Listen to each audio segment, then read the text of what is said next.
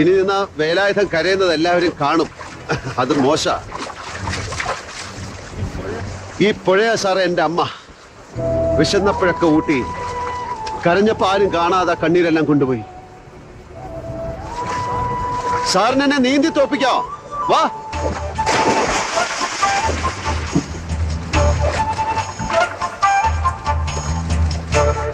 തോണി കയറി വാ സാറന്മാരെ, ഞാൻ അക്കരെ കാത്തിരിക്കാം.